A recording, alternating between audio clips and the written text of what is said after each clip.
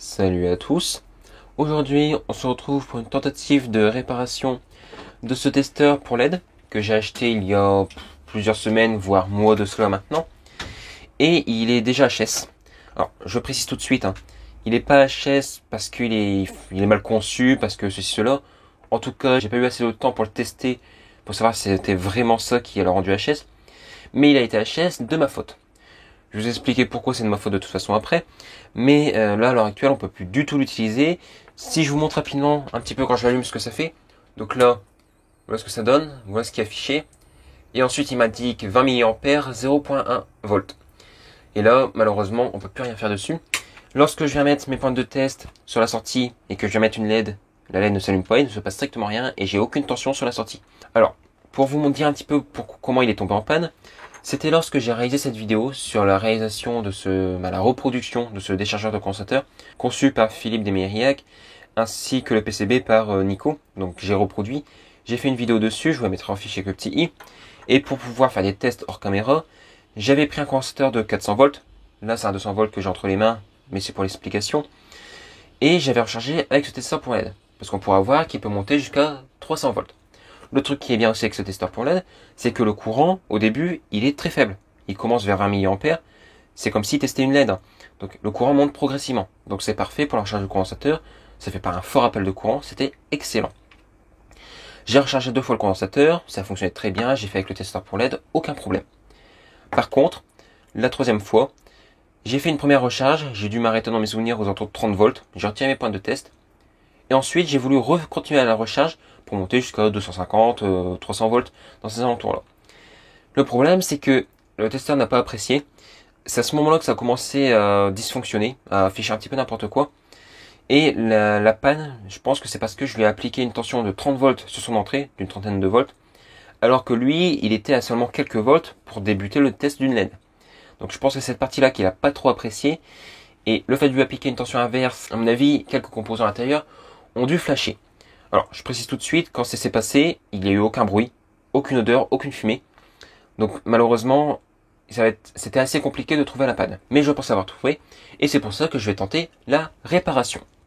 Donc là, hors caméra, je viens de l'ouvrir et de décharger les condensateurs. Je vous montre pas tout ça, mais c'est simple. Soit vous prenez une simple résistance, soit vous pouvez reproduire ce déchargeur de condensateur. Encore une fois, la vidéo est disponible en fichier petit, je vous la mettrai également en description. Donc j'ai déchargé, comme ça je peux travailler en toute sécurité. Je préfère préciser, mais faites vraiment très attention, c'est ultra dangereux. Sur la partie secondaire, on peut monter jusqu'à 300 volts. On a des condensateurs également sur l'entrée. On peut monter à 325 volts sans problème. Moi, chez moi, par rapport à la tension secteur, c'est à peu près la tension qui est présente sur ce type de condo. De toute manière, ici, on a une étiquette qui nous indique bien qu'il faut faire super attention, qu'on a une tension élevée. Donc pour le démonter, on retire ici l'étiquette. On a 4 vis, une dans chaque coin. Et ensuite, on peut retirer très facilement le capot. Voilà un petit peu comment c'est fait à l'intérieur. J'épilogue pas à ce sujet. Il y a une vidéo qui est en préparation dessus. De toute manière, là, il faut que je le répare pour pouvoir faire cette vidéo. Alors, déjà, les condensateurs qui sont à décharger, c'est ceux-là. Celui-là, 400 volts, et les deux ici qui sont à 400 volts également. Alors, pour pouvoir tester un petit peu, savoir d'où venait la panne, déjà, j'ai réfléchi et j'ai fait un petit peu, entre guillemets, de rétro-ingénierie, sans faire de schéma sur un papier tout seul. J'ai fait dans ma tête. Donc, malheureusement, j'ai rien à vous montrer. Déjà, de base, je suis parti sur l'hypothèse que ça venait pas de l'entrée, ça pouvait venir que de la sortie. Parce que je lui ai appliqué une tension inverse et que l'afficheur, lui, fonctionnait très bien. Donc je suis parti sur le concept que ça venait obligatoirement de l'entrée. Ici, nous pourrons constater qu'on a des diodes montées en série. On va avoir ici également en dessous, on va avoir 4 MOSFET de canal P, sauf erreur de ma part. Donc de référence FQD 2P40. Et j'essaie de tester. Donc pour cela, j'ai commencé donc avec mon multimètre, je me suis mis en testeur de continuité. Je vous dis, j'ai fait ça avec les moyens du bord et j'ai fait un petit peu de rétro-ingénierie à ma manière. J'ai vu que les bornes ici donnaient sur ces composants-là. Donc par exemple, si je prends le moins, on pourra constater que ça va aller sur les deux premiers MOSFET qui vont être ici totalement à gauche. Sur ce MOSFET-là, c'est raccordé à la source. Et sur le MOSFET qui est juste là-bas en dessous, je ne sais pas si vous allez bien voir. Vraiment, je vais essayer de faire mon maximum. Et sur ce MOSFET-ci, c'est raccordé sur le drain. Donc là, c'est bon. Ensuite, j'ai testé également les autres MOSFET. Donc là, c'est pas raccordé. OK. Ensuite, j'ai fait la même chose avec le plus. Donc ici, il n'y a aucune continuité, rien que ce soit. Bon, je vous le fais pas en vrai, mais voilà, j'ai testé, il n'y a aucune continuité. Par contre, sur les deux MOSFET qui vont être ici, donc celui-là et celui-là, c'est pareil. On va avoir donc, sur ce MOSFET-ci, ça va être, le plus va être raccordé au drain. Et sur ce MOSFET-ci, ça va être raccordé à la source. Donc là, c'est bon. Donc j'ai retrouvé mon petit circuit, tout ça. Après, j'ai testé les autres bornes. Donc j'ai fait avec le moins, j'ai testé un petit peu sur toutes les bornes. Et ensuite, j'ai fait avec le plus. Donc là, j'ai testé donc sur la source, sur la gate, rien.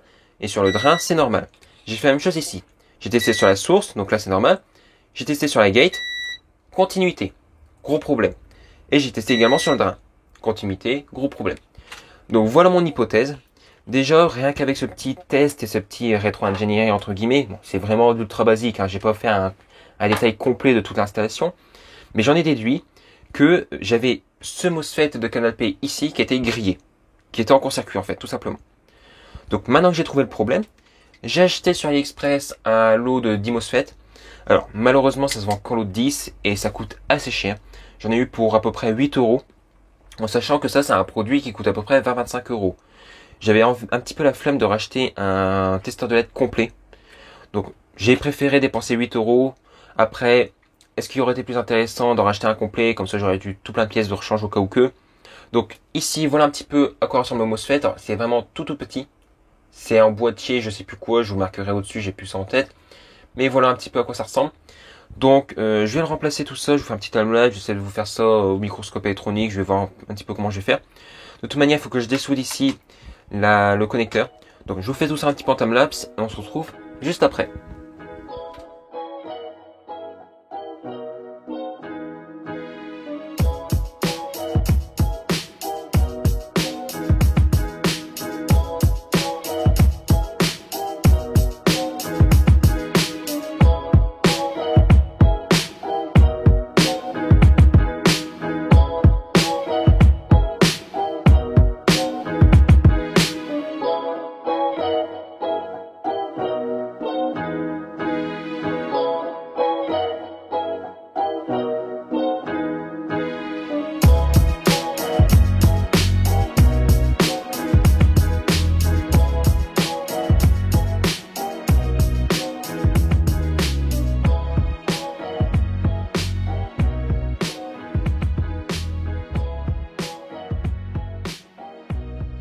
Donc la réparation est faite.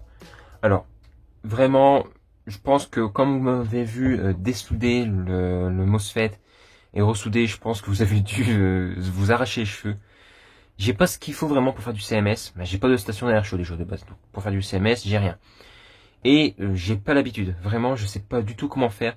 Surtout qu'en plus là, c'est des tout petits composants, c'est étriqué, il n'y a pas beaucoup de place, donc c'est assez délicat. Après, de toute manière, le composant qui était monté dessus, il était HS, donc le voici.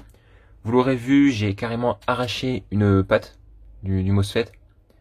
Donc bon, j'ai testé hors caméra un petit peu, voir s'il était vraiment défectueux. Et j'ai testé entre toutes les bornes, un petit peu dans tous les sens. Et ben, tout est en court-circuit, hein, de toute façon. Donc il n'y a pas de suspense là-dessus, il est bien HS. J'en ai ressoudé un, donc je sais pas si vous allez bien voir, mais c'est dégueulasse. Hein. J'ai vraiment fait comme je pouvais. Mais c'est pas mes plus belles soudures au monde. Ça, j'en suis entièrement conscient.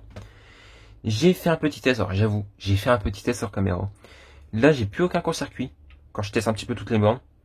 Donc, j'ai pas encore mis sous tension. Je vais remettre le cache. On va refermer tout ça. On va faire un petit test ensemble. En espérant que ça va pas faire feu d'artifice.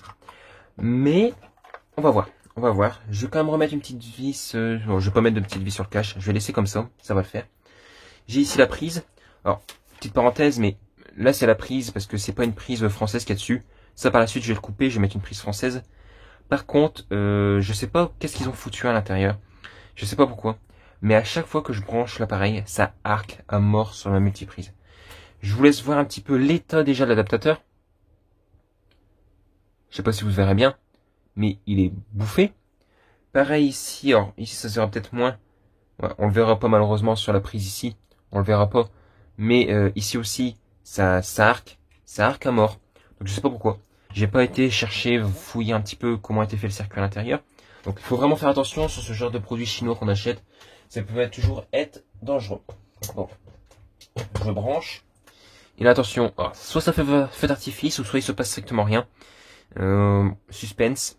On croise les doigts pour que tout se passe bien. Je mets sous tension. Pour l'instant tout va bien. On a une tension de 15 volts. Courant de 0 mA. Bon, pour l'instant ça sent bon. Pour l'instant c'est bon. Ensuite, je vais prendre donc les pointes de test que j'ai sous la main donc de mon multimètre juste là. Je viens les brancher donc dessus. De retour, petit cut parce que lorsque j'ai dessoudé la prise ici, je l'ai tordu. Je vous mets quelques petites images tout de suite à l'écran. Donc de ce fait, j'ai dû réchauffer, voilà, redresser tout ça. C'était un petit peu chiant, donc je vous ai pas mis ça à la vidéo. Mais voilà, je tenais quand même à le dire, tout se passe pas bien du premier coup. Ça, c'était pas vraiment prévu.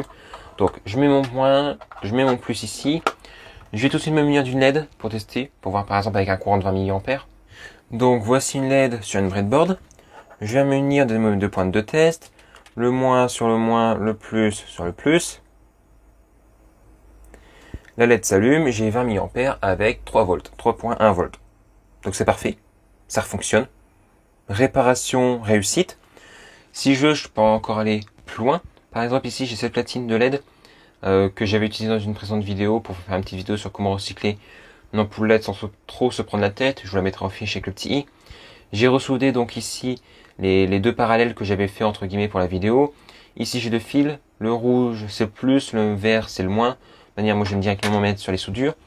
Là par contre pour tester ce genre de platine, il faut appuyer longtemps dessus pour venir passer en auto. Donc là j'ai 1 mA et ensuite ici je suis en auto. Moins, plus. Là la tension augmente progressivement et le courant également, vous pourrez le voir. On est à 30 mA, 83 volts. Et ça a encore augmenté davantage. Ouais, effectivement ça augmente. 70 mA, 87 volts. Je sais pas si vous verrez bien, malheureusement je vous le dis comme ça à l'oral. Bon. Bah, on peut voir quand même qu'il fonctionne parfaitement. Donc réparation réellement réussite. C'est bien. Au moins je suis content, j'ai économisé un peu d'argent quand même. Même si au final ça fait quand même un truc qui m'a coûté une trentaine d'euros. Hein, faut le dire, c'est comme ça. Mais bon, le principal c'est que c'est réparé, c'est un bon point. Comme ça au moins ça vous fait une petite vidéo de réparation. Donc je vais continuer là plus longtemps la vidéo. Hein, elle est déjà suffisamment longue pour un petit truc comme ça. Comme d'habitude, si jamais vous avez des questions, ça se passe en commentaire ainsi que sur Discord, lien en description. Vous pouvez également me suivre sur Twitter, savoir un petit peu ce que je bricole entre deux tout ça. Si jamais la vidéo vous a plu, n'hésitez pas, partagez, commentaire pour le référencement et un petit like, ça fait toujours très plaisir. Ça me permet de savoir si ce genre de contenu vous plaît. Et si cela n'est pas déjà fait, vous pouvez vous abonner avec le bouton qui vient d'apparaître à l'écran, cela m'aide énormément. Et moi je vous dis salut à tous et à la prochaine.